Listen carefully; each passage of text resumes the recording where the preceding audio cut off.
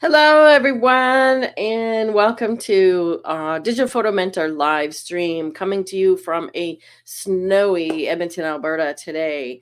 So I see Deb is greetings from Wisconsin. Is it snowing there as well? I am wearing a special shirt today, and I'm going to give a shout out to my friend because she's in a documentary movie.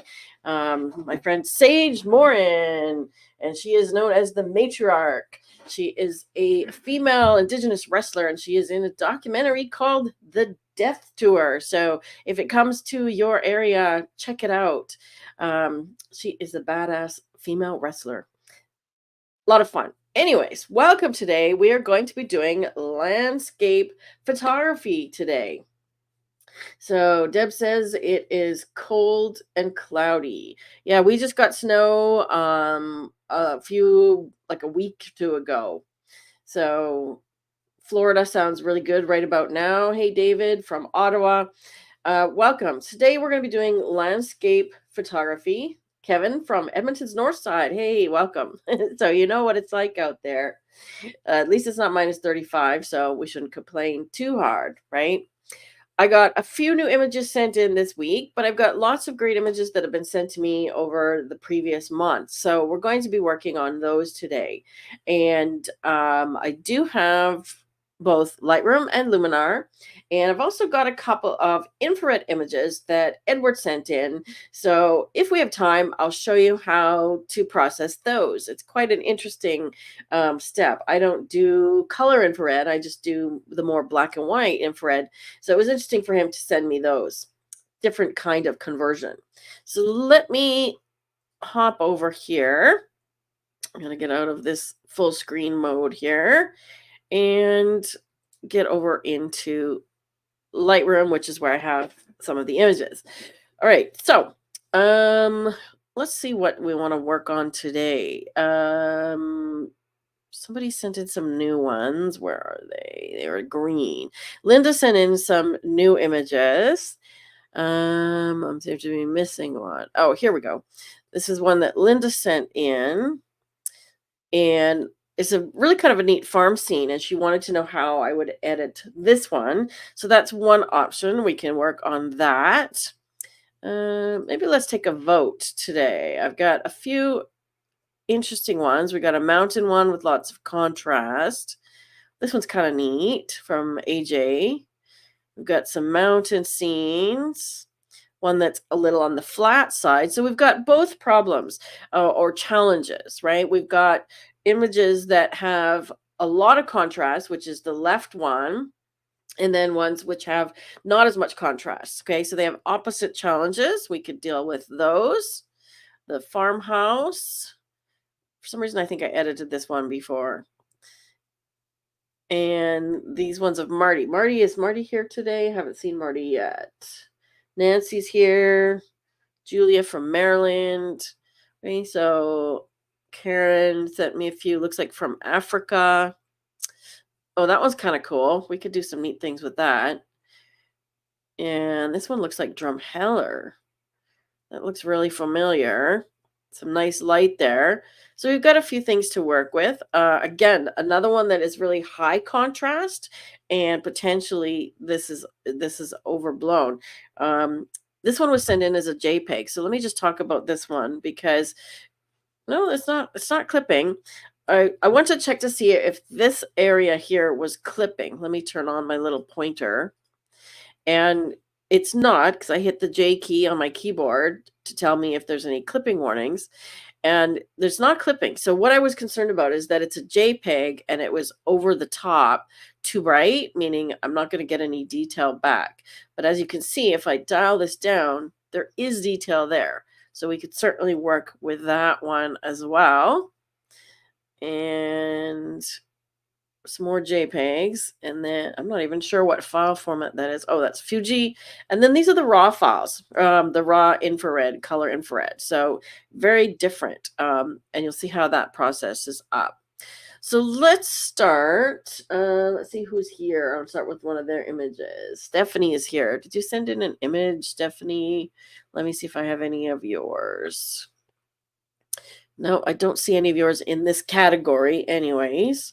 So let's start with, I kind of like these ones with the light here. There's a really nice light coming across this field here, and we could really bring out the sky in this one. So this is a really typical one, and Greg has indicated Lightroom or Photoshop, so or Lightroom or Luminar. So I'm going to work in Lightroom on this one, and then we'll do another one in Luminar.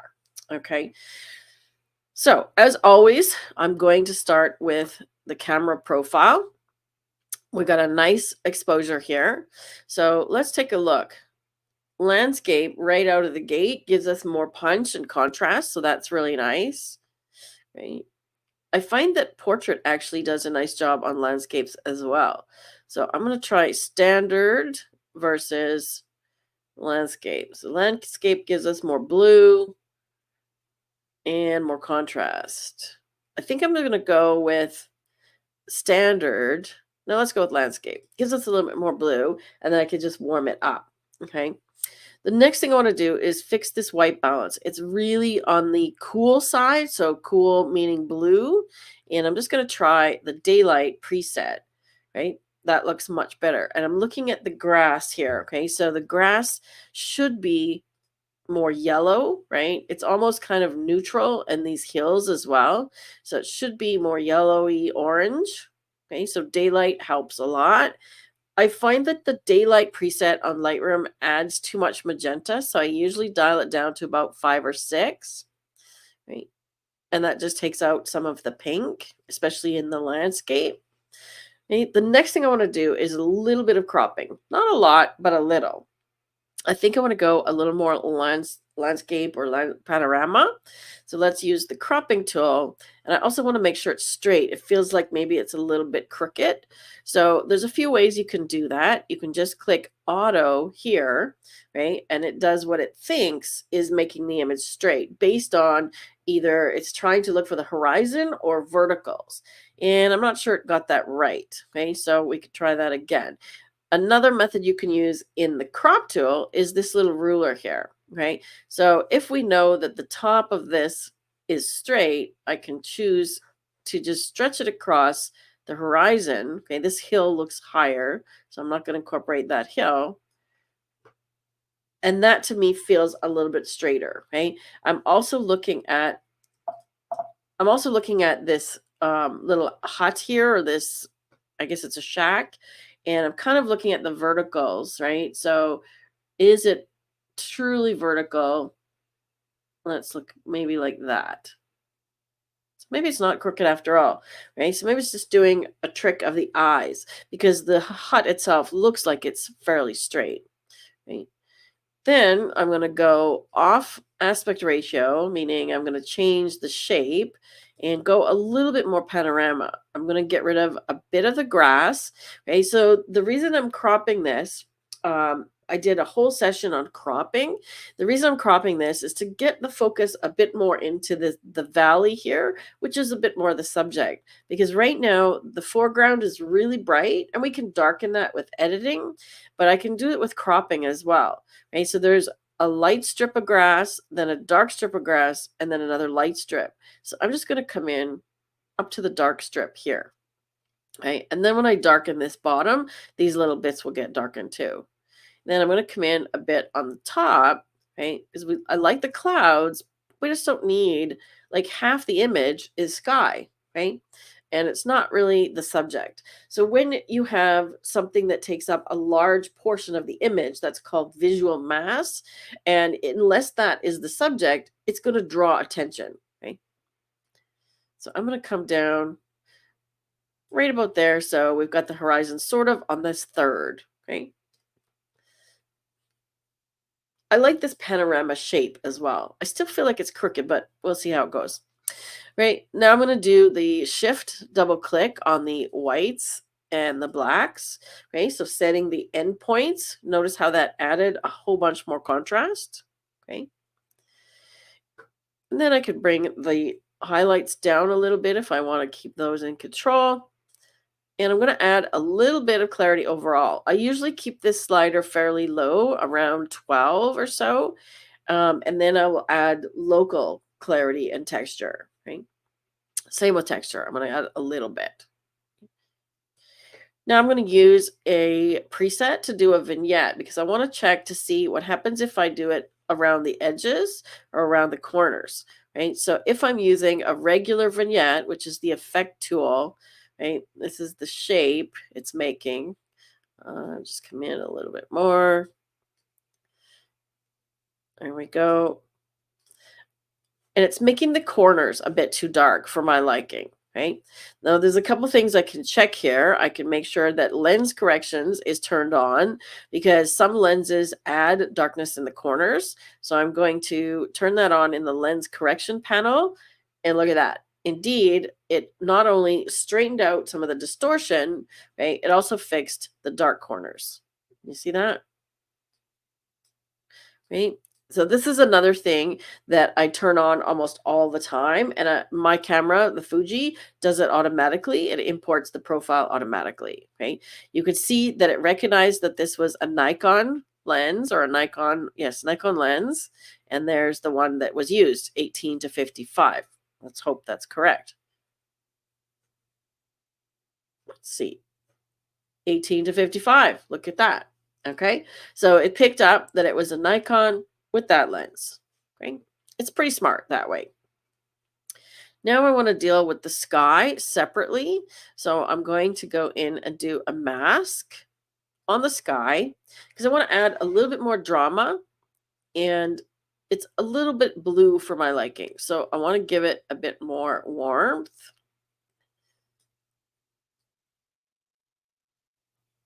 We could go, I find that this is an old color correction trick from when I used to do film. When you have an image that's cool, you need yellow and green added to it. It's both blue and magenta because those are both cool colors, okay? But when I'm doing the sky, if I want it to be sort of more like sunset-y, I need both yellow and magenta, okay? But just play around with it. Let's see what happens if I do something like that. See how the blue is just not quite, it doesn't feel right. How about something like that? The other thing we can do is add more color using this tool here, and people miss this one a lot. It's just a little square box that you can click and add whatever color you want, okay? So now that's not my mask, that's the color overlay. So I can literally make the sky any color I want. Okay, so we can make it orange. Orange is kind of nice, actually. Let's try red.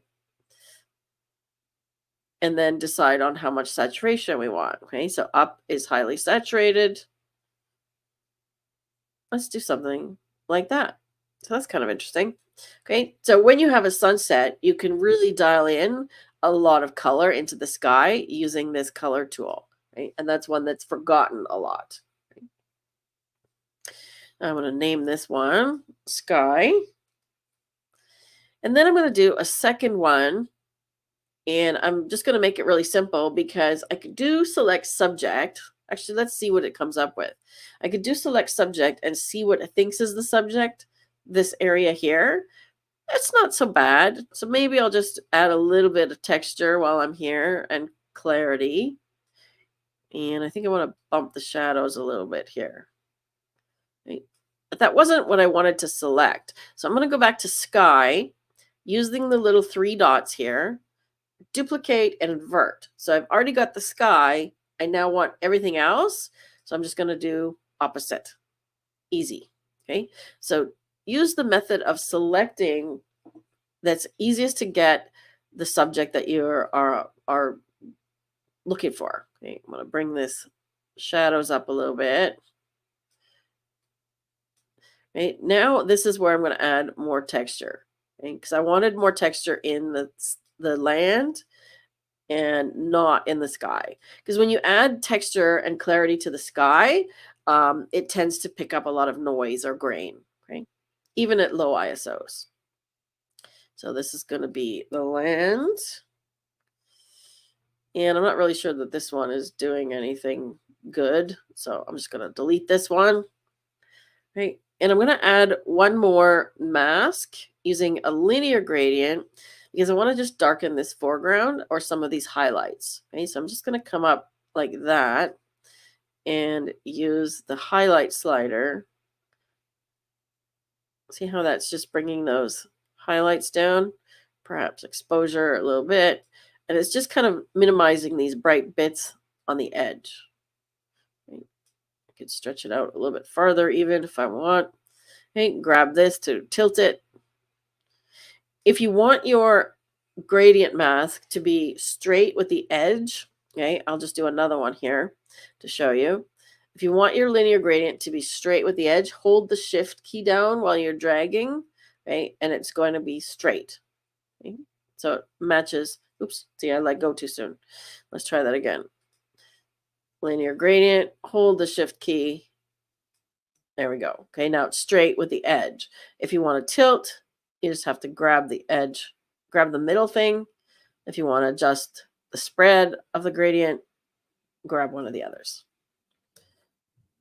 Okay, so let's see what we're doing here with the masks. See the difference? I still feel like that sky is too pink for some reason. So let's take some of that pink out. Or we could run with it. Okay, remember I've got orange over here, so we could pick more a bluish pink tint. Okay, I'm still not crazy about this highlight color over here.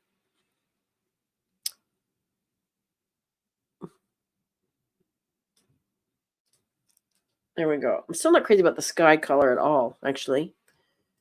Doesn't match the landscape for some reason. We could try the color mixer, okay? Point color is a really cool new feature of Lightroom where you can use the eyedropper and pick a color. And this, you can adjust the hue, saturation, and luminance, but you can also visualize it and get really specific with the colors that you're selecting, right? Pretty much right now we've got the sky and a little bit of this landscape. But what if I just want the more saturated blues, right? I can literally just adjust this. So see how I'm getting less of the one color now? Okay, so instead of using the sliders, I can get really specific here, right? So this is the blue, and I can shift the hue one way or the other, saturate it or not, and adjust the luminance, okay? So you can get really specific with this tool. You can add a second one. Let's say we want to play with the magenta color, okay? And I want to work on the ones that are a little darker, maybe.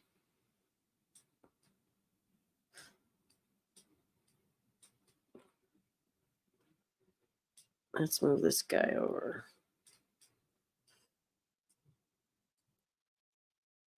Still getting a lot of the blue. See that? Trying to get less of the blue.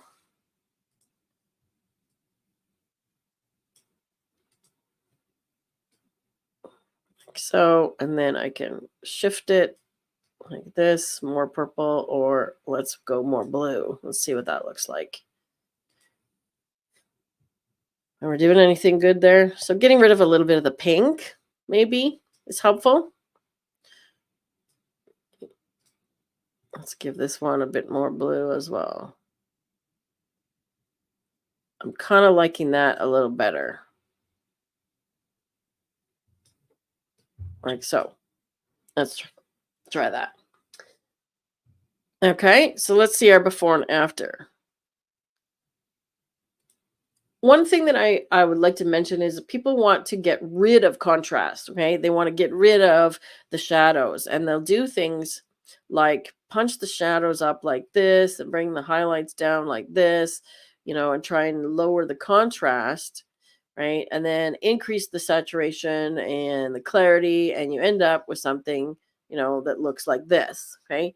So this is what I would call neon puke. Where's Holly? Neon puke, okay? And I generally want to stay away from this, okay? You want to stay away from making things that look like this because when you get rid of the shadows, okay, the shadows are your friends. You want the shadows. Let me undo. I did a whole bunch of stuff here. Now, what did I do? Point color. Let's go back here. There we go. Right. You want the shadows because the light and the shadows are needed to bring out texture and show shape, right? Look at the shape of the hills here. It's beautiful side lighting, right? And I'm quite happy with this edit, right? We could continue on and do a few more things like sharpening and so on, but I'm pretty happy with this edit. So if we like what's happening here, we can do a copy, and I'm going to copy everything except the cropping. Usually when I copy from one image to the other, I uncheck cropping and healing because those are really specific to each image, right? So I'm going to copy those things. And then I'm going to go to Greg's other image. Okay, you can see it's the same scene. I swear this is Drumheller. I'd love to know where this was taken. And now I'm just going to paste, right? And because I had a mask done with AI, it took a moment to apply it. This one is a little on the dark side, so I might brighten it a little bit. And it's also a little bit more contrasty, so I may switch this one to the standard camera profile. But look at the masks, okay? Because I used the mask AI, the sky is correct, the land is correct. Then the mask here, this one I can just adjust as I want, okay? So it's movable. Let's do that. Okay? I haven't cropped on this one, but I might decide to do so and check this level as well. This one's got the same challenge, okay? So there's half the image with sky and half with land, right? So there's a big hill in the foreground, which takes a lot of your attention. So right now, the hill becomes the subject because it is taking up visual mass, as does the sky. If it's this little hut down here, it's lost, okay? So we need to get rid of, let's change the aspect ratio. We need to get rid of some of this foreground. Come on, work with me here, Lightroom. Let's try about there. And some of the sky. Because you have to make a decision, right? What is your image about? Right? Is it about this little hut sitting on the edge of the valley? Because I think that's the interest point there. Or is it about the sky? Or is it about the foreground? Because how we crop this, right? Look at how different that is. That's a very different picture, right? Versus that's a very different picture. Okay, so now this one is more about the sky and the distance. So somewhere in the middle is where I would go, like so. This hill in the foreground is still really bright for my liking. If it's the hut that I want to bring attention to, I need to bring this one down a bit. And you could also lower the texture and the clarity on the foreground here, right? Because your eye goes to 4 different things. Does everybody remember what those are? Let me put them on the screen for you. Right? So your eye goes to these 4 things. So when you are working in your image, you want to think about where's the sharpness, where's the brightness, where's the contrast, and where's the most intense color, right? Right now, it's in this hill, right? Because the color is really intense. It's got a lot of contrast, right? And we can also lower the color a little bit on this one. So we'll desaturate it a tiny bit, right? And I brought the clarity and the texture down, okay? So see the difference that makes, okay, to your eye going to that hill.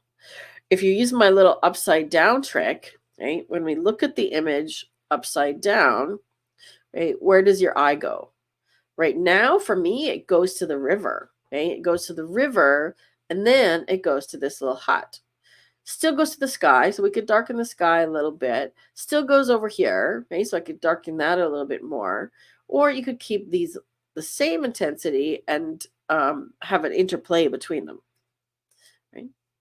So looking at your image upside down, Rob, if you could please share a video on that. If you're back in your office, I'm hearing you downstairs there. Please share a video on cropping and also the upside down trick, those videos. Let's just check our edits on the sky. Okay, here's the sky edits. Let's just bring the whole thing a little darker. Like so. So I think that one has a nice play between this diagonal hill here, the road, and this hill. So you kind of play, there's some nice lines here that make your eye go around in this area in the image and keeps you in the center of the image.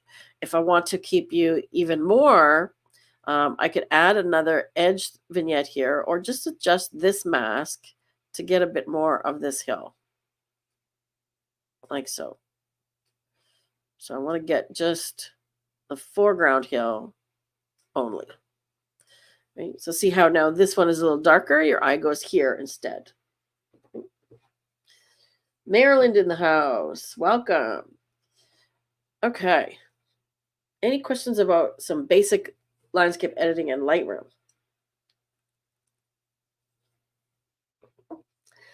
Rob, if you want to do actually, let's just do a question in the chat here. How many people are attending for the first time? If you are here for the first time, put a number 1 in the chat so we can acknowledge you and welcome you. And I'm going to pick some new images here. Okay, let me pick one for Luminar. I think this one actually will be good, this hieroglyphics one. So let me go and do the hieroglyphics or petroglyphs or whatever they're called in Luminar. Okay, I just got to find them now. There they are. Okay, so let's work on this one. This is a JPEG, so we're not going to see develop raw, but you'll notice that the workflow in Luminar and in Lightroom is the same for raw and JPEG. Okay, the only difference in both actually is that you won't get camera profiles. So when you go into develop in Luminar, you won't see a camera profile here because it's not a raw file. Okay. Take care, Stephanie. We'll see you again. We're not going to be here next week because I'm away. So 2 weeks from today, put that in your calendar. Okay, so this one, I know that I'm going to want to darken it because if we look at the histogram, it's a bit over to the right. But I think I want to see if there's any presets that might give me a good start. Okay, so presets are a great way to just get some ideas. Okay, so scenery. Okay, this is the ones that are suggested for me. Okay, so let's try scenery. I know that these are ones that already come with Luminar, so you should have these. It takes a minute for them to load. Okay. And then when you just hover over, you'll see a preview. Keep in mind that I'm going to darken the image. So I'm looking for, things like color. Ooh, look at the nice sharpness that's happening there. Right? So it's giving us a nice sharpness here, clear and sharp. So that might be a good start. Right? Clear and sharp. Or let's try this other one. The landscapes one. Forest stream is one of my favorites. I usually have that in my favorites. Okay, long exposure. Okay, sunset's definitely giving us some warm, clean, and light. That's removing some color. Black and white. Okay, I think we did a good job with the scenery one. So I'm going to go back to scenery and do clear and sharp. Okay, so can you see what it's doing? It's giving us a nice sharpness and detail. And when I go to the edit panel over here in the edits tab, right, you'll see the things that have been applied. So it's done, develop, structure, enhance, and detail. So I'm going to go back to develop and I'm just going to adjust the exposure a little bit. So we darken everything and bring the highlights down. And then when we come back to the top here, definitely has been adjusted. I'm going to use a vignette to darken the edges. So remember my vignette trick, dial the feather down to 0, okay? And then you can see it better. So you can adjust the size and the positioning. Let's go like that. And I'm going to position it a little bit more like this around the drawings here so that this part gets darkened. Okay, so I want to get these rocks that are super bright darkened down a little bit like that.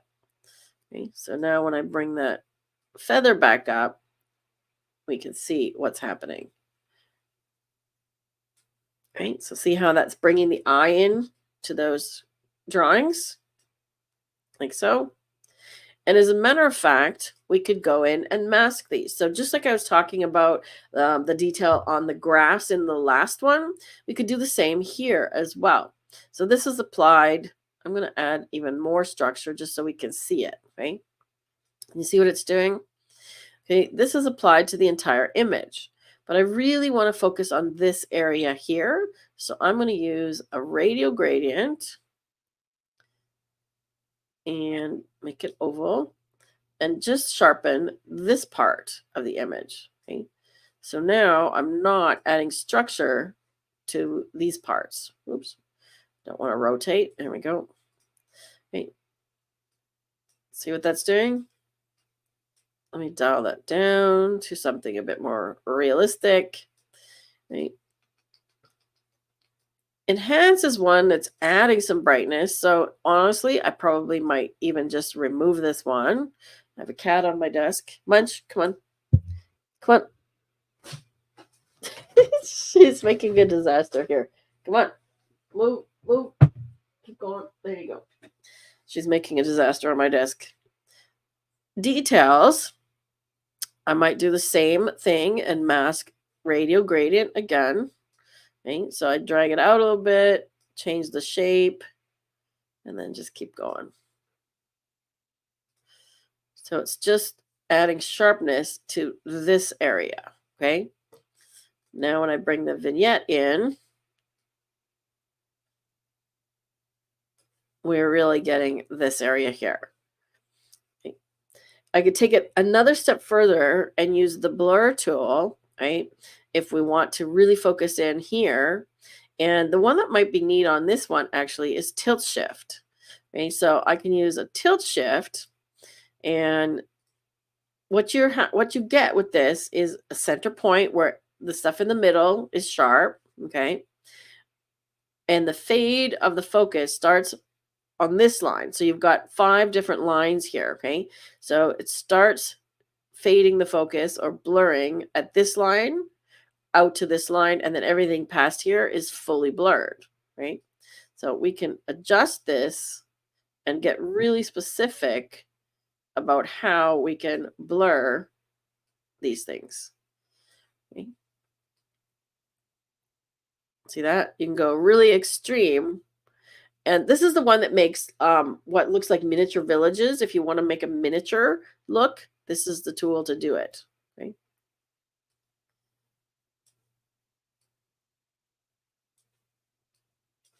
Something like that.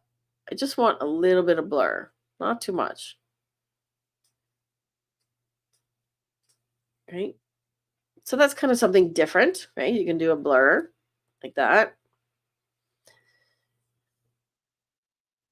Then I feel like I want more orange color in here, like the rocks themselves. Okay, so I could go all the way back to the original develop tool and give it more warmth here. So I might give it a little bit of warmth.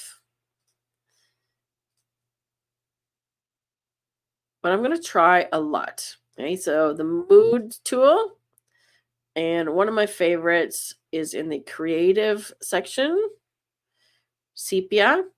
I love these ones at the bottom. Okay, all of these ones, wooden, ushuaia, smoky, and sepia. Those are kind of my favorites. Okay, so I like what this one is doing, actually. I mean, it kind of gives it, like an old world feel. And I'm going to dial that blur back. I'm not crazy about the blur now. Changing my mind. Let's just dial it back a little bit.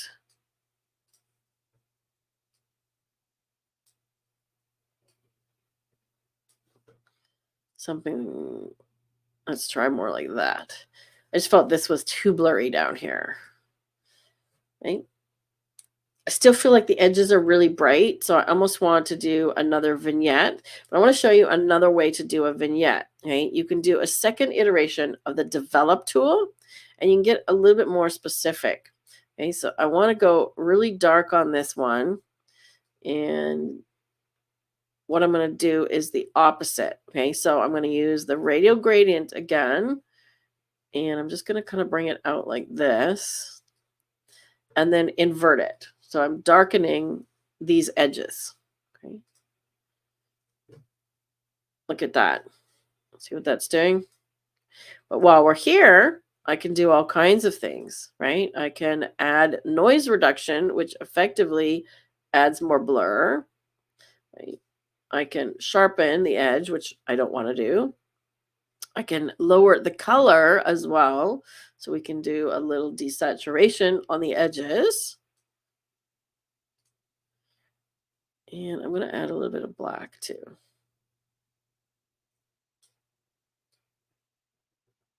Like so.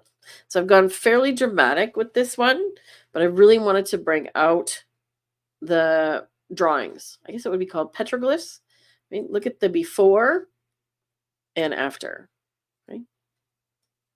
And this might be an image where a texture overlay might do really well also. Welcome from Calgary. Thanks for joining. One new person today. A texture overlay might do really well on here around the edges to kind of go with the texture of the rock itself. Let me see if I've got something that might look nice. I don't have a paper texture, but that one might work well if I had a paper texture. I'm going to go with something that's sort of like a stone. Okay. Might take a second to apply it. Do you have any polls you want to ask everybody while we're doing this, Rob? Everybody's quiet today.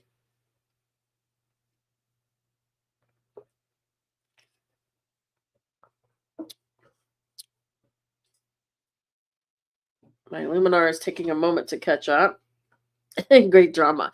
Drama and waiting for the texture to add, Lee, or there's drama in the image. I thought it was a really cool image. You know, I'm guessing Arizona, maybe. Mesa, maybe. Okay, there's our texture image. And I usually like to do... Come on, work with me. Here we go. I usually like to do... yeah, see that texture? I usually like to do screen or overlay. Oh, this is kind of going to be neat.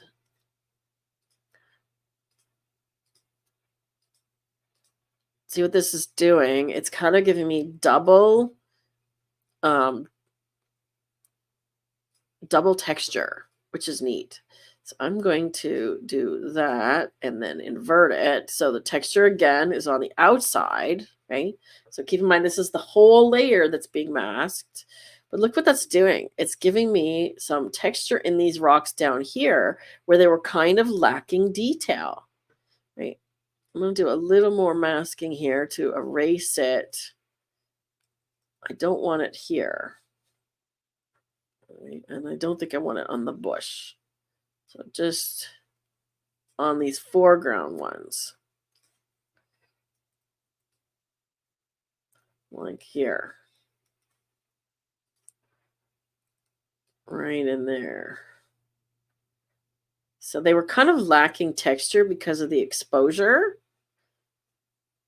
And adding this little extra layer, see what that's doing? It's giving the rocks more rock texture. Let's see. Maybe overlay and just dial it down a little bit. Okay, I can also darken this layer. Okay, so I'm on the texture layer, right? So in effect, adding more of this vignette look. Okay, so let's see what this layer is doing. Okay, kind of neat. So think outside the box. I love using layers for different things like this, right? So if we look at the before, kind of snapshotty, right? Bright sunlight, middle of the day. Now we've got something with lots of texture, dark, rich orange and brown tones, right? And I think it's a really interesting image.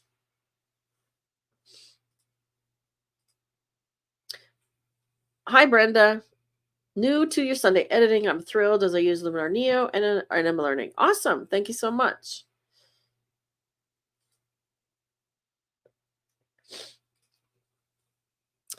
We have lots of videos on Luminar Neo on our channel, Brenda. So check out some of our other Luminar Neo videos, and you can go back through some of the past lives as well, because I always flip back and forth between Luminar and Lightroom. But in the future, coming up over the next few months, we're actually going to be doing some dedicated weeks where it's Luminar only. A good portion of my users use Luminar only, so we may do some weeks where we do just Luminar, right? Yeah, I think this image is vastly improved with those edits. When we go back to Lightroom and look at the original, right? Not even a contest. And I couldn't do the same things in here because I don't have the ability to do the texture overlay. I'd have to take that to either Luminar or to Photoshop to do that. Yeah, add texture highlights. Absolutely. You know, stuff that's blown out, especially like this. It's rocks, right? It's blown out. Let's add some other rocks texture over top, and it will just sort of fill it in. So yeah, I just came up with that on the fly. All right, let's do another Lightroom one. Okay, so that one is done. I just marked the ones that are completed. Let's do Linda's. Okay, so she sent this in. Is Deb here? Is Deb here from Alaska? I haven't seen Deb. Different Debbie. Oh, Deb is here. Okay, so I've got one of Deb's as well. Okay, so let's do Deb's because we dealt with one that was high contrast, right? The valley. Let's deal with one that's low contrast, and then the sky is a bit more blown out. Okay, so I may end up doing a sky replacement. So this one, Deb uses both Lightroom and Luminar, so I may use both for this one to do a sky replacement. Rob, she has a question. Brenda has a question about, is there a place on the site to access editing videos? Yes, if you're on our YouTube channel, you can find them. They're basically all of them, and they're categorized by different things. You can find Luminar editing. Rob, if you could put a playlist for Luminar editing for her, and then also a link to our editing page on our website as well. So check out our website also, Brenda. Okay, so I'm going to start with, oh, nice. Look at that. Camera profile, landscape, right out of the gate. I think that's the one, right? Even vivid. But I'm going to go with landscape because that does a really nice job immediately. Now, I'm not going to worry about the highlights in the sky so much. Let's just see if they're clipping. They're not clipping, but if I pull these highlights down, okay, what happens is the landscape gets even flatter. Okay, so these are what's called global edits. And when you do a global edit, it applies to the entire image. And you want to minimize doing a global edit when it only is needed in part of that image. Okay, so in this case, I want to keep the highlights and in fact increase them. Okay, so before I even do any of this other stuff, I'm going to do a color correction. Let's try daylight, or let's even try shade. Okay, so we'll make it a lot warmer. That's better. See how the landscape warms up a lot? We get more greens. Okay, my nose is sniffling here. I'm just going to come off camera for a second because my nose is sniffling here. You can still hear me, but you don't need to see me with the Kleenex. Okay, so I'm just going to keep going here. So what I want to do next is the sky. Okay, so I'm going to do the sky as a mask because I want to darken it, and then I'm going to do my whites and blacks. See, look at the big difference, right? It's really purple too, so I might get some of that purple out. And then we can make the sky bluer. Yeah, I'm not crazy about this sky. And you see it's picking up something there too. It's picking up a little bit on the landscape. So I could zoom in a little bit. Yeah, see how See how it's picking up here on the landscape? So I might do a subtract and then just use the brush set to auto mask, because I don't want the landscape being affected. Okay. This area here, it's picking up all of this area. Now I may come to regret this part because it may end up with what's called a halo. Yeah, see, it's picked up all of this part of the hill here. So I'm just checking the edges. Now, let's see if that's any better. This guy's in the road. You can move this anytime if it's in the road.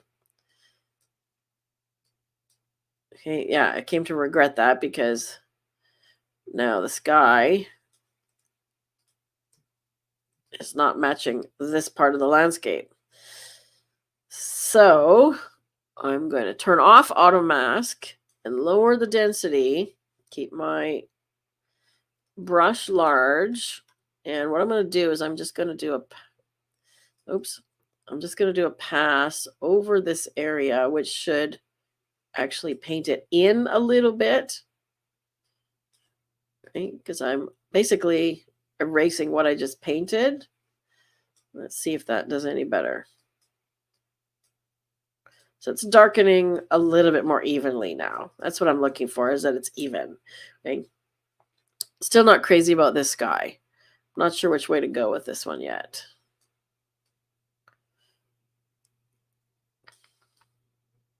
Something like that, kind of neutral. Let's put that back up here. Okay, now I'm going to do shift click on the blacks and the whites, and you could see the big difference it's made in the landscape. But if I was to do that before I did the sky, it's going to take the sky into a factor when I'm adjusting the whites, and it's not going to give me as much contrast. Okay, I'm going to increase the black here, and again, a little texture. So before and after, right? So we want to add contrast to the valley, right? But not increase the highlights up here. Okay? Dehaze is another one that's great because you see how the valley at the sort of the far end of the valley is hazy. That's that part I was trying to mask there, right? So dehaze will help minimize that, and you'll get some more color down in this area. And it's only affecting the parts of the image that have that haze. Okay. This is another great use for the color grading tool, is to try and minimize some of this blue. So there's blue in the shadows down here. So I'm going to go use the shadows, saturation set to yellow. Okay. Now it's affecting all the image, right? Is there a way to do that as a mask? There never used to be, but now you can do a point color, right?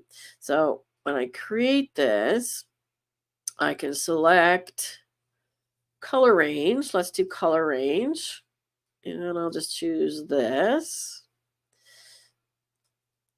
Let's change my overlay to red. So now I'm selecting sort of the sky and this area down here.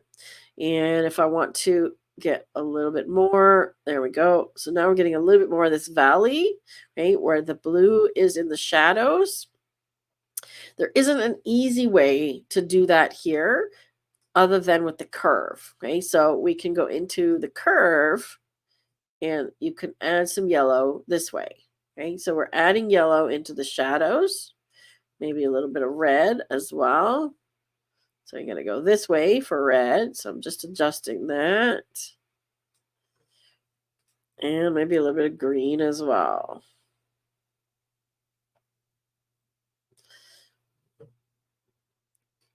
Okay, so see, it's just kind of minimizing that blue in there. So unfortunately in Lightroom, oops, I wanted to grab that point. Unfortunately in Lightroom, there isn't an easy way to mask either the HSL, you can now with the point color, the new point color, or you can't mask the color grading. Okay, you can in Luminar though. Okay, to see how I'm fixing some of the challenges. Now the sky's not too bad. Okay. Now, do we want to crop this at all? There's a couple of things on the edges of this image that are distracting for me. So I'm going to do the upside down trick. Okay. Now, where does your eye go here? Okay. Tell me, let me get myself off the screen here.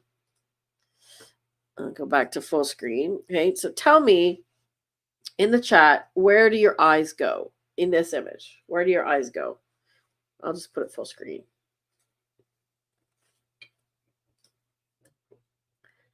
Where do your eyes go? My eyes go to this patch of snow, okay? To this little path here,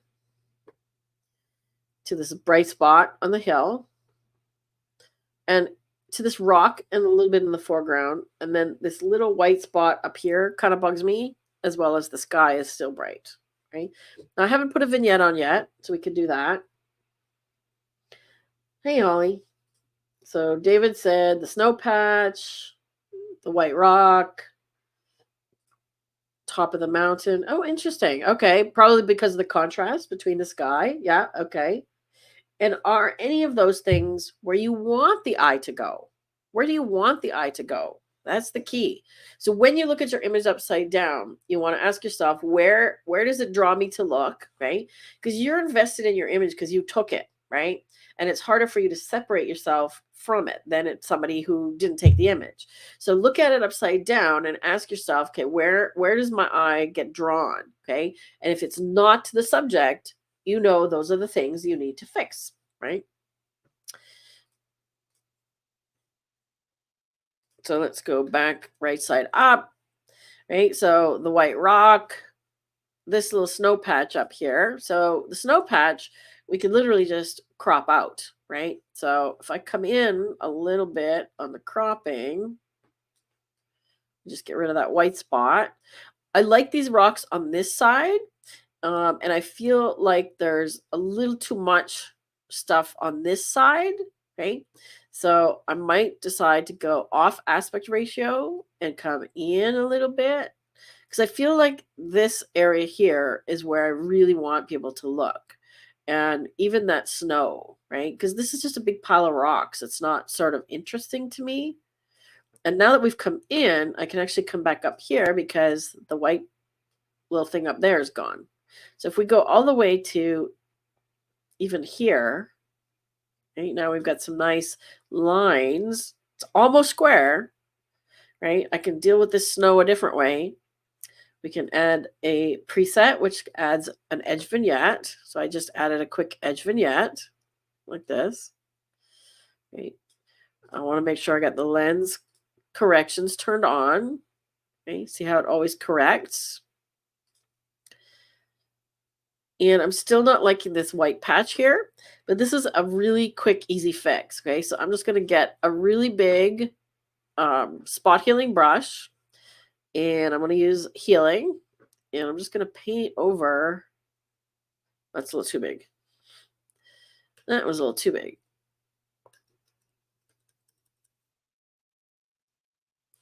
Let's go. There we go. Something like that. Okay, so I'm painting over it, and all I want to do is select from an area up here and lower the opacity. So it just makes it look more like it's rocks. Might even go this way. I've still painted too big of an area.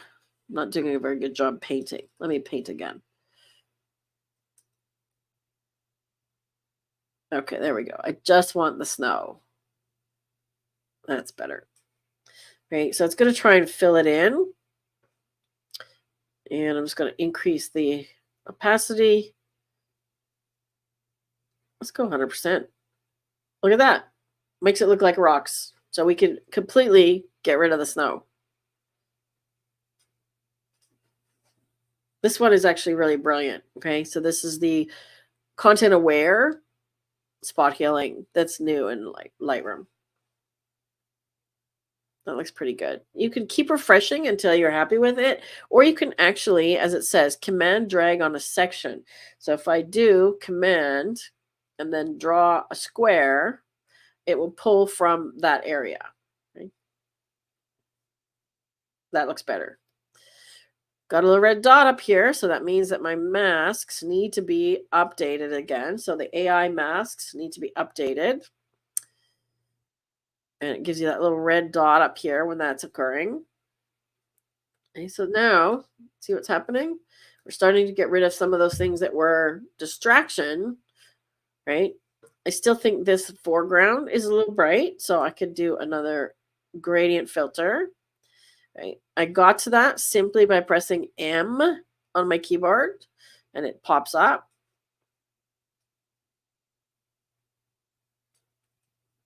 Okay, so the white rock is now minimized.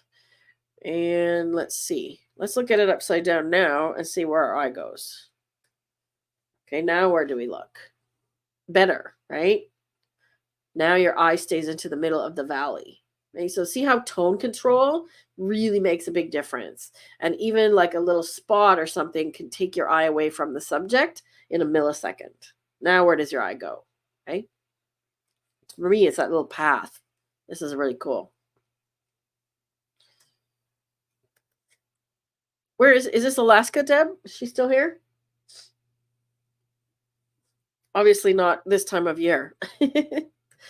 Let's see if it tells us when she took it. If her camera has GPS coordinates. Let's see. Capture time, August. So yes, definitely not winter. Definitely not this time of year. Right? Now, what else would I do with this image? If I want to change the sky, we need to go to Photoshop or to Luminar. Texture Packs. Okay, cool. So if we want to change the sky, we need to go to Luminar.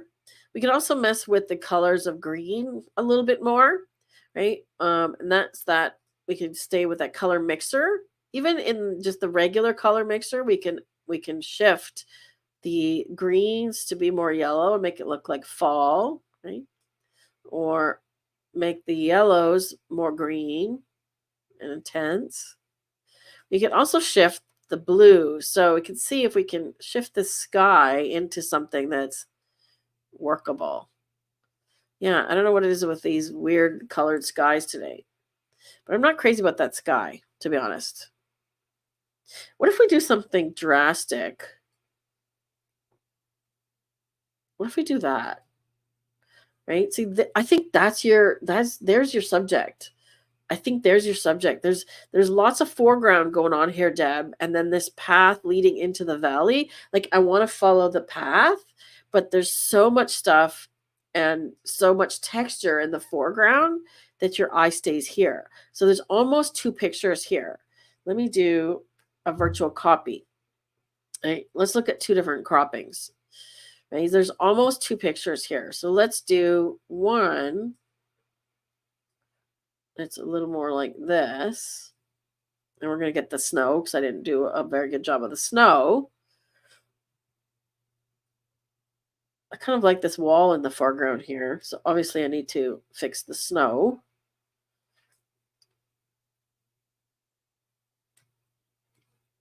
See, that one didn't replace it as well. So I just have to refresh or do a command from there.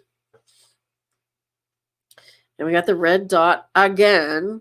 I don't know why it does that, but I find when you recrop, it gets confused. Okay. So that's one cropping. The other cropping could be completely different. So for this one, we can actually, what if we do something like that? Very different, right? So now we have two very different versions of this image.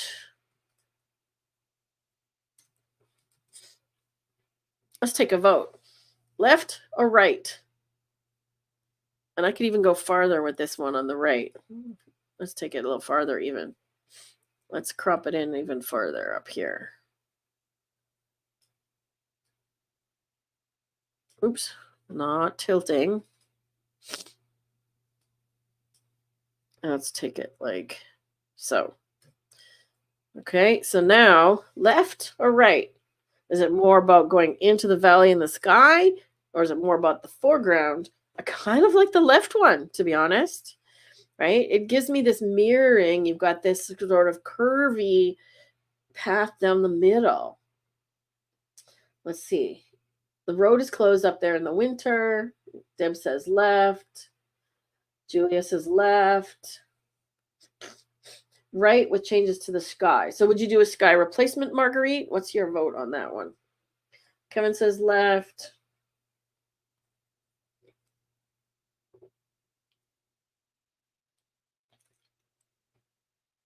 Any other votes? Rob, you want to put a vote in there? Holly, what are your thoughts? David? Marguerite says she'd like to see heavier clouds. Okay. Yeah, because there's some patchy light on the valley, so there would be clouds for sure. I mean, there is clouds.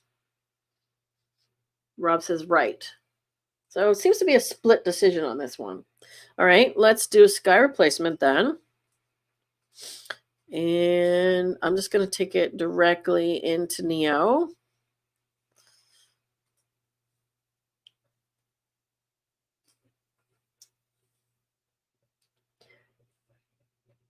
Holly likes the right one, the Pano. David says likes the sky, but you get the impact of the left image. Aha. See, Rob's a hiker. The right version lets my mind understands that the trail is in the valley. Okay, so context as to place. Okay. Oh, Luminar's over here.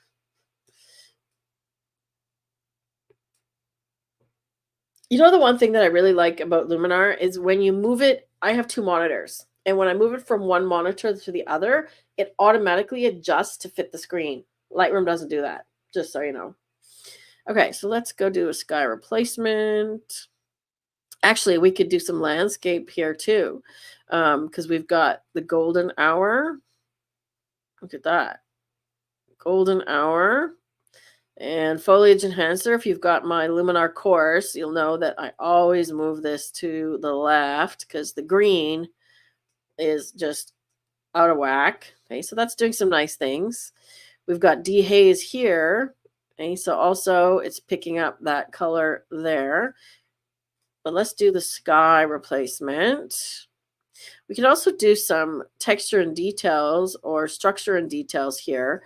And what I'm looking to do here, again, I'm going to do an extreme version. I'm just going to paint it in because I want to add a little bit more texture and crunch in this area to bring my eyes towards this area more. See that? And maybe a little bit less from these rocks, right? So we could actually do structure again. Do minus, and then do a little bit of minus structure here, especially on the edges.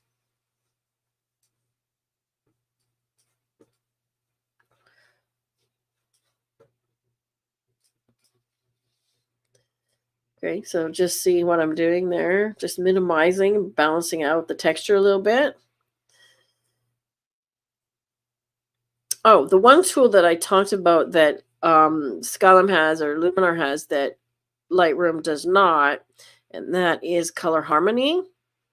I love this tool, right? So we could increase the contrast on one color, for example, yellow and green, or the opposite, right? So whatever color you put it on, it brightens and increases the contrast, right? So if I want to darken the sky, I go opposite with yellow.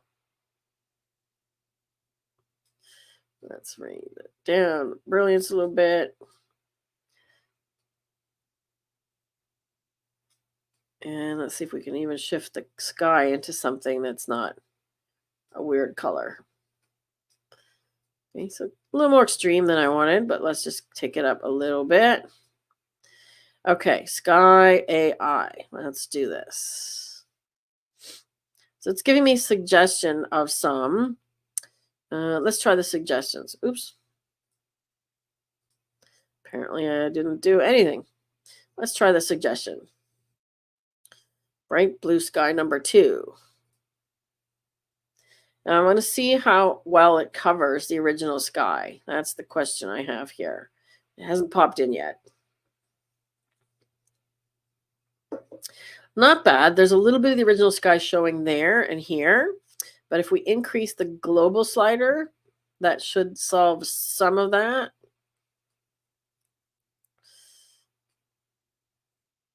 Yeah, see, it's not. I'm going to do minus close gaps here. It's not replacing the original sky completely, right? We still got some here. Let's see if we can blend it a little better.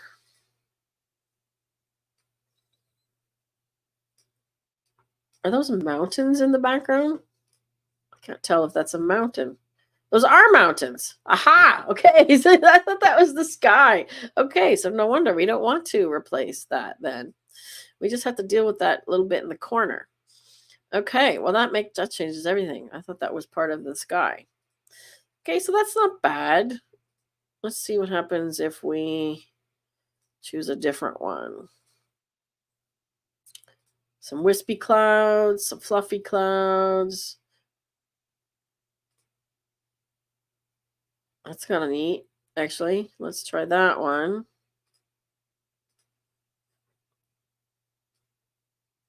Make sure we get it in the right place. Well, now that I know that that's mountains back there, that changes everything. That changes everything. Still not getting that bit in the corner, is it? Oh, there we go. That changes everything.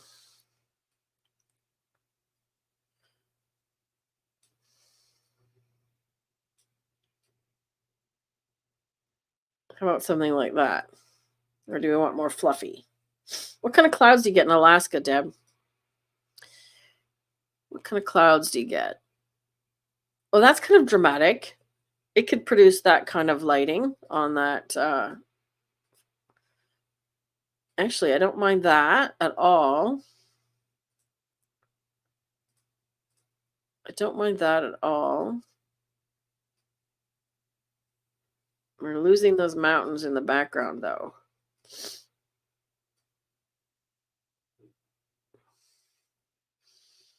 So I might need to mask them a little bit.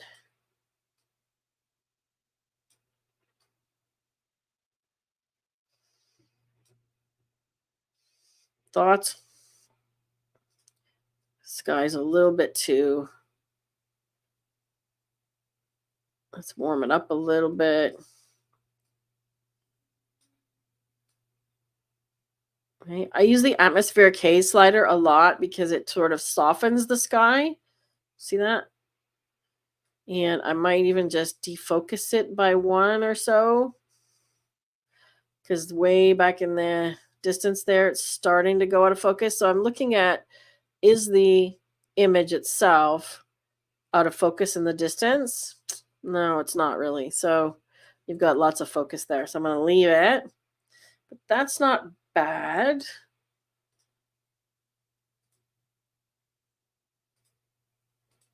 These ones kind of fit.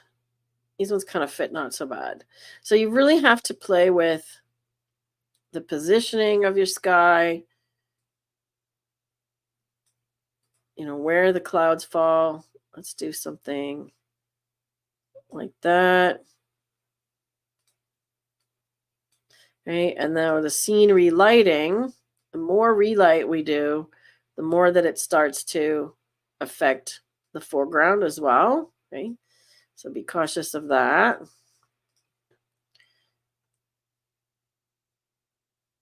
I don't mind that. It kind of looks hazy, right, in front of those mountains. Is that like not too bad?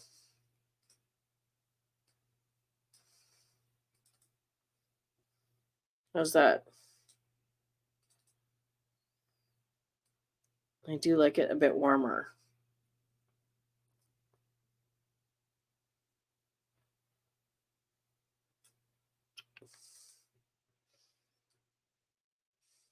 See where that edge of the sky is?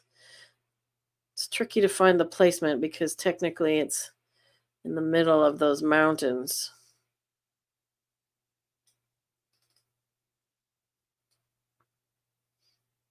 Tricky, tricky, tricky, tricky.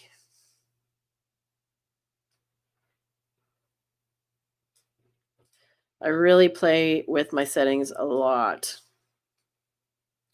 to get things right. The right sky.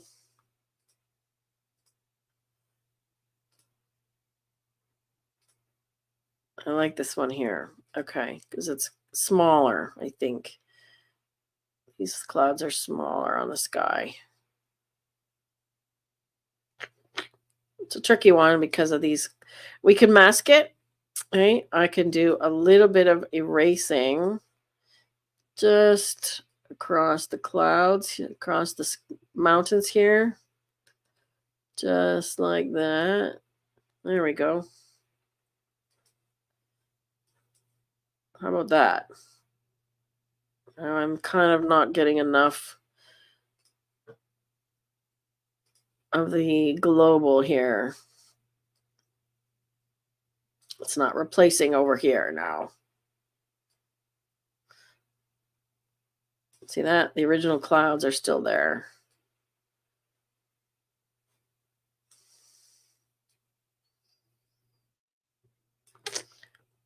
Maybe it's okay. Yeah, it's not giving me a full replacement of the original sky. Do we like it? What are our thoughts?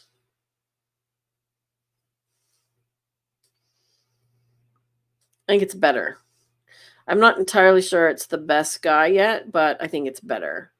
You know, maybe a blend, and that's why I'm doing this masking here. A blend of the original sky with the new one. Something like that. How about that?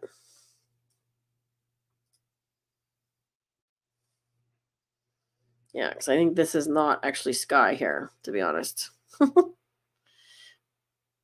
think that's behind those mountains.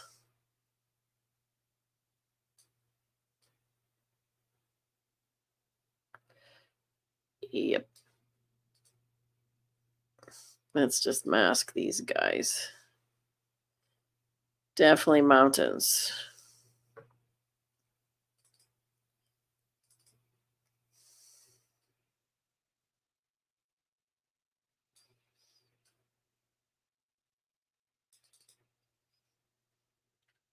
Tricky bit of business. That's Rob saying. He's going to give me heck for using his saying. It's tricky. That's not bad. Maybe we'll just raise them up a little bit.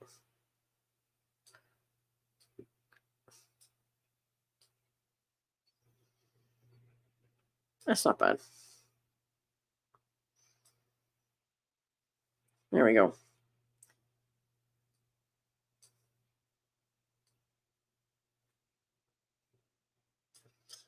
Okay. So take your time when you're doing a sky replacement and pick the right one. Okay.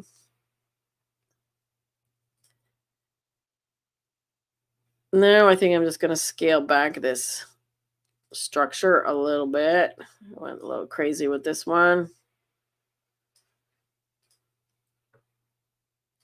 And let's see our before and after. Let's see. Sky replacement looks good.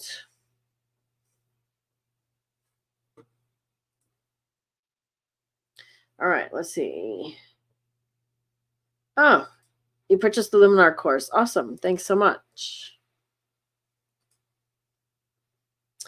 Marguerite likes the new clouds. Sky replacement looks good. Not jumping out, but it looks better. Okay. So you really have to choose the right sky and spend some time being picky about it. Okay. Because you really want to get the right one to match and enhance the original. I see way too many poorly done sky replacements on the internet. You know, you're probably all seen them in Facebook groups and so on. And, they'll put something in that just looks completely ridiculous, right? Um, it doesn't match the lighting, the light's coming from the wrong direction, and so on. So let me just save this and take it back to Lightroom.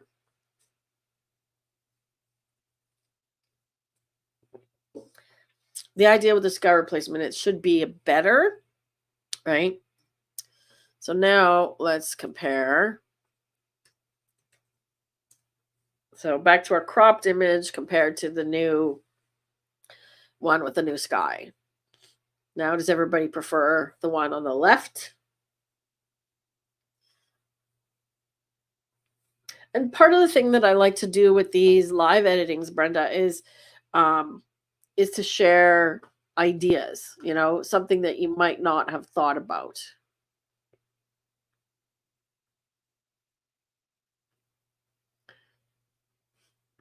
Left, left. Anybody else? Feels like I'm a soldier. Left, a left, a left, right, left. Everybody left. Okay, perfect. And the ideas, I just came up with the texture thing on the other one. So that was just an idea, spur of the moment. All right, let's do one more. So that was kind of a Luminar and Lightroom one. Let's do one of these infrared ones. So these are very different. This is a color infrared. Okay, so you cannot take this with a regular camera. It's been done with a converted camera. So you have to send your camera to, I think it's Life Pixel. I think Edward and I have talked about this. So he's got a Sony 6000 that he's converted to what they call super color. So there's different conversions that you can get. And the trick is that you can't color correct them in Lightroom, because he and I had this conversation and we've tried, because the slider doesn't go any further, right? So you need to take out some yellow, but you can't get it, okay? And even if I put my eyedropper on and say, okay, I want to color correct for that, I still end up with something that looks like this, okay? So what I'm going to do instead is I'm going to open this original image in Photoshop, but I'm going to open the raw file, okay? So I'm going to, I might just open it directly. Where the heck is it? It won't let me do that here. I'm just going to find the raw file and open it directly into Photoshop, okay? So my Finder, right? So I'm just going to take this one and open it in Photoshop. You can see that even the preview on my Finder looks completely different than what it shows in Lightroom. It's really red, right?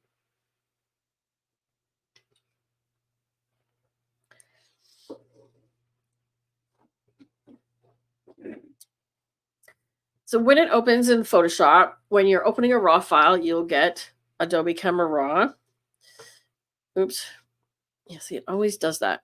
The keyboard shortcuts in RAW are different, right? So it opens Adobe Camera Raw, and a lot of these settings are the same as you have in Lightroom, right? You can do camera profile, you can do color adjustments, and so on, right? It does allow you to go a little bit farther with the color. So if I choose one like this, that's about what I was getting in Lightroom as well. But the idea is you want to get the color a little bit less orange. And he was using was it a Sony editor? I think he was using the Sony editor to try and get rid of some of these colors. So I want to see if we can just do a better job here or get to it in Photoshop. So that was the goal. We tried to see if we could get to it in Photoshop without having to use that Sony editor that he didn't want to use.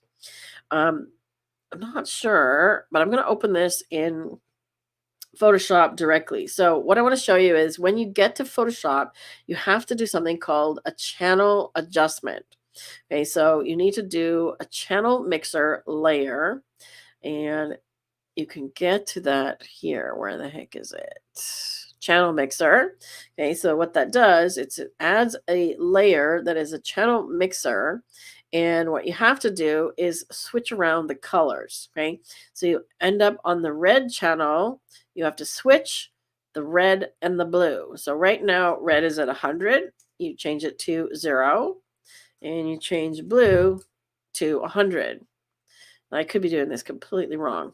And then you do blue, and you change this one to 100 and this one to 0. So you get this opposite color, okay? And this is closer to what he ends up having. See, that's before the channel mixer, right? And after. That's a lot closer, right? Then from here, you can use the adjustment layers, right, to adjust it. And what he's done, I actually hate this little prompt thing. What he's done often is he'll do hue and saturation adjustment, or he'll do, what was the other one that I did? You could even invert it. Let's invert it. That's not what we want. Okay, so in the hue and saturation layer, you just need the properties again. You can adjust individual colors, right? So I could go and say, okay, I want the magentas to be more orange, for example, right? Or less saturated, or darker. And then I want the blues. Where's blue? Can't find blue. Right? We could shift the blue more this way. And I'm not a huge fan of color infrared personally, but this is kind of the look that you end up with, right? If you search for color infrared photos on the internet, you'll get all kinds of bizarre things. So I'm going to close this one and just come back here. So I was not able to get the color correction in Lightroom that he was hoping for. I did a better job on this one, which is a different conversion, I believe. Let me see if that's the same camera. Okay, yeah, same camera, I think. Just to give you an idea, I do infrared as well. If that's something that you're interested in, I'm curious, how many people just say yes, infrared or IR in the chat, or if you're watching this replay later, tell me if you're interested in learning about infrared in terms of converting an old camera. So what I did was I sent in my camera and I had it converted, right? So I went and took some pictures in the park, and this is middle of the day. Let me just see. This is middle of the day in the summer, right? So it's not winter, and I've converted these to black and white, right? And I am going to be doing an article on this. So just kind of give you an idea. It gives you this. I like the black and white infrared. You get a really dark sky like this, and your trees, those are fully leaved trees, okay? Other than that one. And you get this really interesting high contrast look. And I pull these into Luminar and I add the infrared presets that I've made for them. And you get this really dreamy sort of effect. It's really cool. I really like it. Let me just process one for you real quick here. Let's just see if there's one that looks dreamy. Or some I did at the end here. That's just our River Valley here. So our Edmonton peeps will recognize this, right? It's people coming up the trail. Hey, that's really contrasty. That's kind of neat. I love the dark sky that it gives.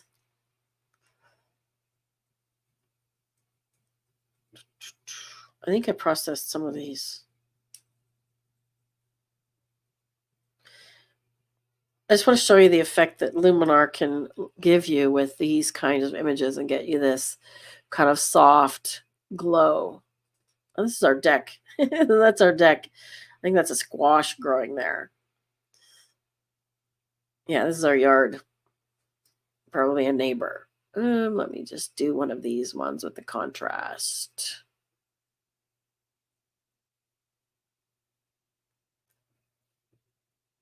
How about this one?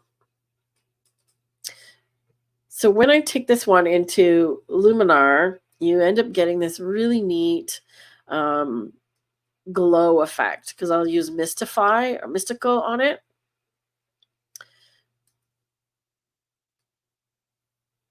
See how contrasty that is?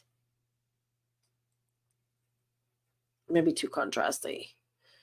Let's pick a different one. Sorry, my computer is slowing down here for some reason.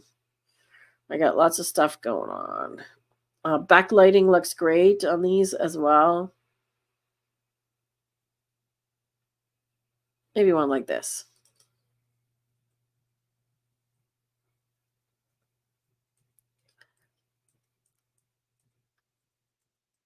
Let's do this one. Okay, so when I take this one into Luminar, the ones that I usually apply, I have a preset for infrared.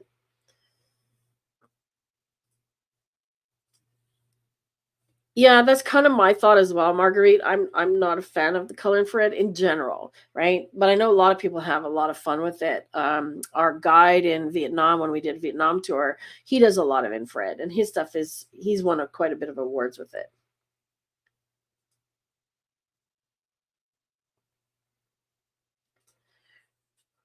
Mike says he'd get bored with it. It's a fair bit of money to convert the camera, and it can only do infrared. That's correct. It's kind of like what I did was I have an XT1 older Fuji camera, and I don't really shoot with it otherwise anymore. So when I've taken it various different places, and I've done some infrared, like I did some in Portugal, in Madeira, and the results were quite stunning, right? So I created some, I think I created my own presets. Do I have one called infrared? I think I made my own, and I put it into my purchased ones. Yes, these are my infrared presets. Yeah, so I made these, and this is a set that I've been working on for Luminar Neo as a set of presets. So if you are doing infrared, these work great on black and white infrareds. Things like this. So it just gives, waiting for them to load. And it wasn't as expensive as you'd think, Mike. I think it was maybe $250. How much was it when you looked into it? I think it's Life Pixel is the one that I used, and I will do an article on it at some point. It's in my list of things to do. My presets are taking forever to load. Let's just go and do it manually. I know what I've applied here. Right? This is usually what I'll do on here is I will do Mystical, right? So see how it gives it that sort of glowy, hazy look. So I'll do a Mystical, and I'll often do Glow with the Orton effect, which is another one that adds a great, glow. Almost always you need to bring the brightness down on Orton effect, but it kind of gives you this neat look. And that's kind of what I'm going for. So I love this sort of fantasy, glowy black and white look. It's very different, right? Not everybody's cup of tea. Any other questions? I want to do another landscape one, or we're at an hour and a half already today. I could do one real quick here. Let's do a real quick edit on Karen's, because I thought this was a neat image, and I don't think it needs a lot. It just needs a little bit of punch. This was taken at 3600 ISO. Now, I'm not sure why she shot it at such high ISO at f11. You don't really need f11 on an image like this, so she could have dialed the ISO down. But nonetheless, it's at 3600 ISO. So sometimes when that's the case, maybe it was done, you know, by accident or whatever, I might just kind of go with it and keep it a little bit hazy looking and maybe even add some extra grain, right, to go with it. Let's just go camera standard, give it a little bit more punch. And, oh, looks like she's already done some edits. Okay, I'm going to do a reset. Oh, don't know what's happened there. It looks like there was, oh, maybe she was shooting out from something and got a cutoff. Okay, so we'll just do a recrop. We'll just do a crop. And let's just make sure the horizon is straight. Right, now I'm going to do standard and do shift double click. Added a lot of black.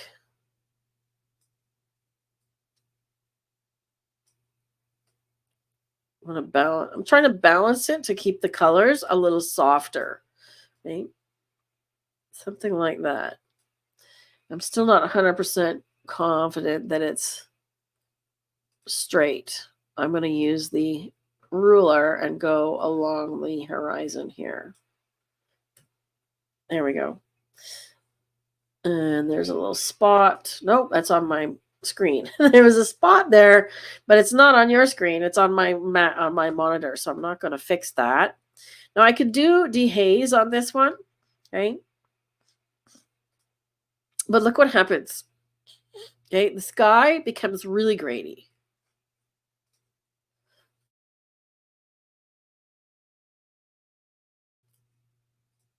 So I'm not going to do that.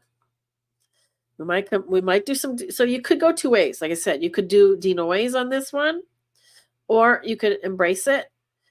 I'm actually going to crop in on this side a little bit because I feel like there's extra space over here. I want to balance the picture between the balloons and the birds because they both kind of have this little neat triangle shape, right? See how it's balanced a little better? So I'm going to go a little bit of clarity. Remember, a little bit of texture. And let's see what auto white balance gives us. And it warms it up. If anything, I want to keep it cool. And keep those highlights down in the sky. I really like the idea of soft color here. And I might actually go on a search of a different camera profile, you know, maybe artistic or even one of the vintage ones that gives us something a little bit faded out because it feels kind of old world to me. I kind of like that one. The sky is devoid of color on that one, though. Let's try artistic. I'm just hovering over each of these. They all kind of tend to be pink. I'm not sure about the pink. I want that one. I like that. Okay. Now when you apply one of the non-camera profiles, you can actually dial it up past 100, right? It's kind of like Spinal Tap. Where do you go when you're at 10? You go to 11. For those who know, you know. This pile here is something that I might retouch out. It looks like maybe an ant pile or an ant hill or something, and it just kind of draws attention. So I might clone it out like so. Okay, so see how it's one more thing down here. We talked about contrast, and it's a dark thing in the middle of the grass. That might draw that a little darker.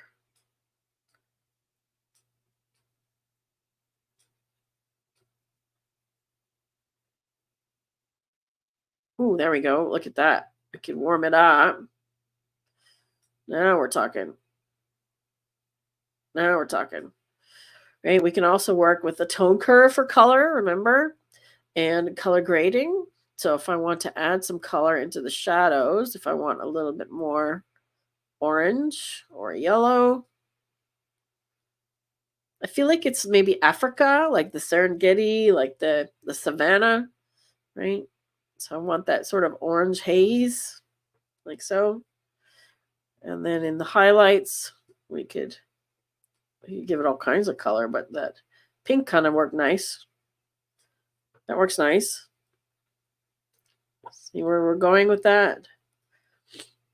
This one might be one I might even consider taking into Photoshop and giving it a bit more land, because I feel like there's just a tiny strip of land at the bottom. Okay, so I might just expand it a little bit and maybe a little bit on the left, but otherwise it's not bad. Look at the flame here. You could see the flame. So let's do this two different ways. Let's see about removing the noise, right? Using the new Lightroom denoise option. So if you click this one, it's going to remove the noise and save it as a new DNG file. So it basically copies it and brings you a new file. Okay. When it comes up, okay, you basically just have one slider, right? That's it. You get to decide how much you want.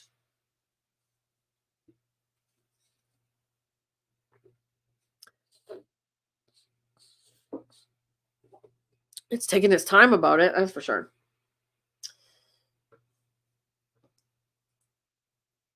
Kevin and Nancy, take care. Yes, I will be away next week in the British Columbia and the Okanagan in Canada, visiting with a friend. In regards to infrared, Mike says, when shooting infrared film, didn't you have to adjust the focus? It would be the same true for digital cameras.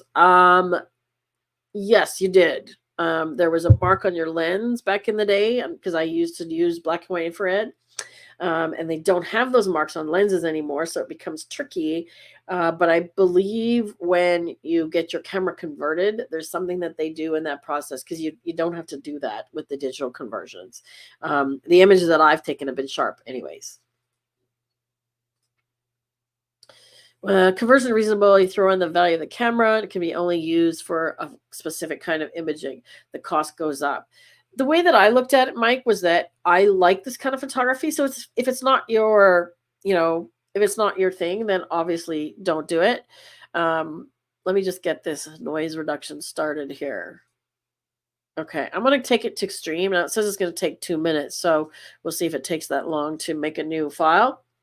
If it's not your cup of tea, then obviously the cost is going to be, high for you. For me, it was a camera that I wasn't using anymore, and I couldn't really sell for any value, so it was literally just sitting in my cupboard.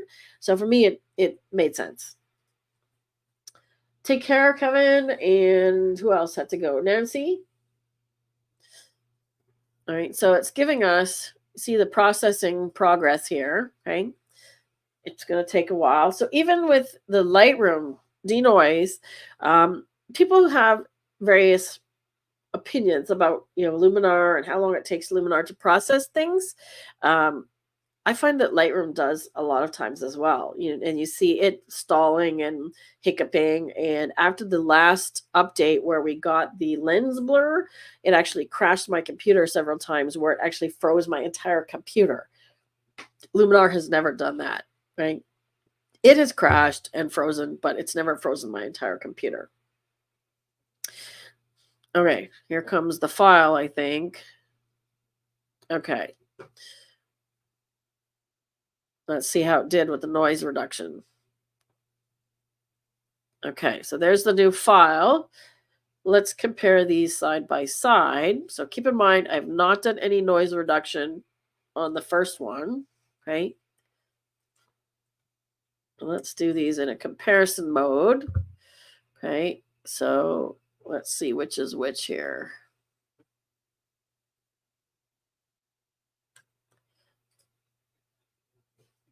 Well, we can certainly tell the noise reduction is on the right. This one is still loading. See how slow Lightroom is going? But yes, you can definitely see the noise reduction. Let's look at the balloons. That's pretty impressive, actually. I didn't even know there was a bird there. Now you can see there's a bird. I think the noise reduction, I would have scaled it back a little bit because we're losing detail down here in the grass. But somewhere between these two, I think would do a really good job, right? The other alternative that I mentioned is to just go with it and add grain. So instead of doing noise reduction, see, this is how slow Lightroom is being now. You can add grain where your effects panel, right? So where the vignette is, I've always wondered why those two were together. I wouldn't really call a vignette an effect, but okay. So we can add grain and decide, how much. You could even add a texture over this one. And of course, you can't do that with Lightroom. You'd have to bring that into Photoshop or Luminar, right? I'm not a fan of the rough grain in Lightroom because it just makes the whole picture look out of focus, I think. Okay, so you could go with more of a film grain. To be honest, I'm actually not crazy about any of the grain in Lightroom. If I was going to add grain, I'll take this to Luminar as well. Their film grain is much better. Okay, but if we just want to do a nice, easy edit on this one, warm it up a little bit, and there you go. Another option we could do, as I mentioned before, is add some more space on the bottom. We could make this into a really cool panorama. I'm going to check my horizon again. Right? So we can make this into a really cool panorama and add some space over here using Photoshop. So if we take this into Photoshop, it'll allow us to use the generative tools, and you can use Gen Expand in Luminar Neo to do the same thing. It's still snowing outside. Snowing in Edmonton today. Okay, so here's our Photoshop and the generative tools. Right, this toolbar here. Okay, so all you need to do if you want to expand the canvas in Photoshop, it's super easy. Just use the crop tool and drag it out. Let's go. And you want to do it a little by little, okay? Because you have a limitation of 2048 pixels, I think. If you go bigger than that, you end up with kind of a mess because it'll pixelate. So you literally just expand it and hit go, hit enter. Now you see it generating. And I'm going to get 3 versions. Okay, this is one pro of the Photoshop generative tools over the Luminar ones, is that I have 3 choices. Okay, so you can see it added some trees over there. So you can pick which version you like. Okay, changing the clouds as well. If you don't like any of them, that one's not bad. If you don't like any of them, you could do generate again. Okay. That probably looks the most realistic. Okay, so if we're happy with that, we can either delete these other 2 or just leave them there. Then I'm going to go do the crop tool again.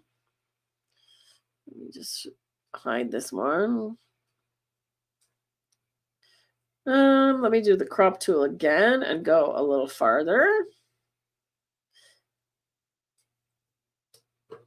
Like so. And it will generate, and I'll get 3 more. Every time you do the generative in Photoshop, you get a new layer with that thing added to it. Right? So it's all editable. Right? Now here's our next generation over on this side. And it's not doing too bad. You notice how it's matching the grain for the most part.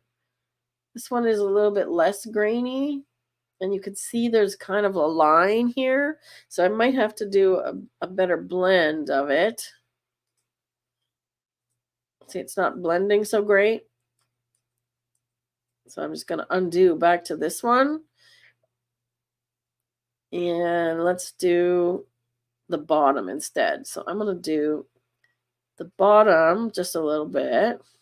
I just want a little more base to it, I think. Okay. And it'll give me 3 choices again.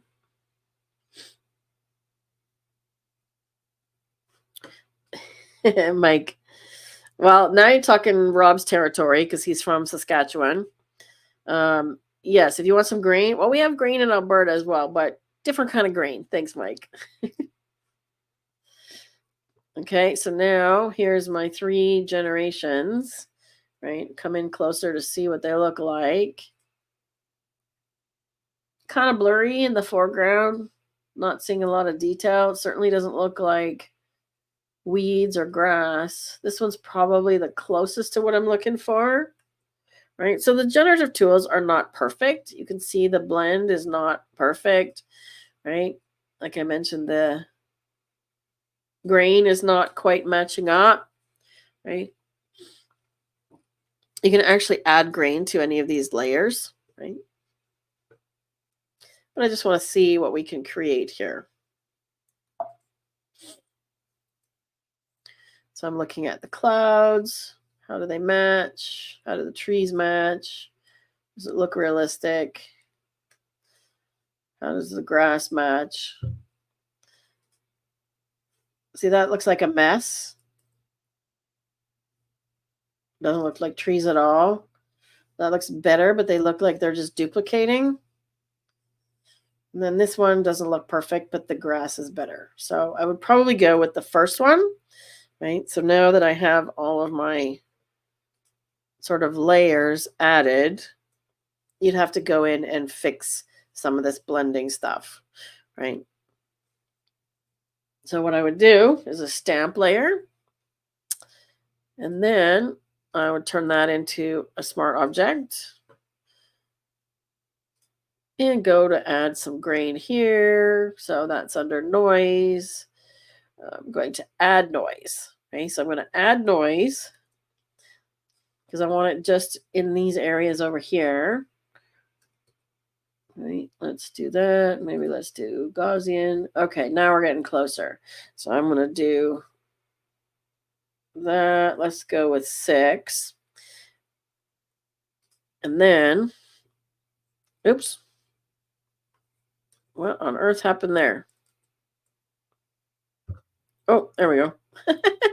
It just went away. Let's do that again. Okay, we'll add the noise. There we go.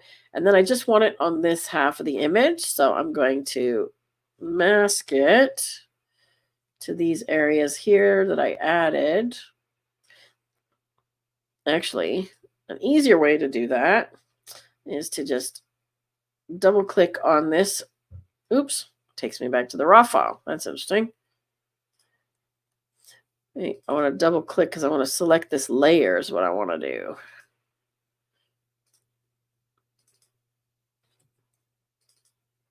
Come on. There we go. Okay, so I've selected that layer and now it's got the original image. So I'm just going to invert it. And then when I mask up here, I just need to paint with black. Actually, no, I want to paint with black in here. There we go. So now it has masked it off this area. And the grain is only applying on this outer area. Okay. You see that? It's adding grain to these areas here to match. And it's still not blending perfectly. So I'd have to go do some work in here on probably another layer to get it to blend. So the AI stuff isn't perfect, but I wanted to see if we could extend it and make more of a panorama. So I'll just save it and go back to Lightroom. Right? But I like the panorama version here. Makes it feel, broad like the savanna. So I think we're going to end here for today. We're not having one next week, so I'll not be here next week. I will be away. And topic. I'll come up with a topic and I'll let everybody know what topic we're doing. I'll send out an email. If you are not on our email list, make sure that you sign up on our website so that you get emails and notices of other things besides what's going on here on YouTube. We're going to be planning some webinars and some other things coming up for February. So make sure that you are on our email list as well. Is that our expanded image has come in yet? Nope. Here we go. There's our expanded image. Full screen, full screen. So there's our expanded image. And you can kind of see the colors in the sky are not perfect, but I could work with that a little bit more in Photoshop to blend it. But it looks pretty realistic from a distance, right? So there we have it. So take care, everybody, for 2 weeks from today. I will see you in 2 weeks. Watch for the topic to be announced. We'll announce it in the YouTube community, and you can send your images in if it's a brand new topic, and we'll be sending out by email as well. So take care, everybody. Stay warm or dry or cool, depending where you are, and we'll see you in a couple of weeks. Take care.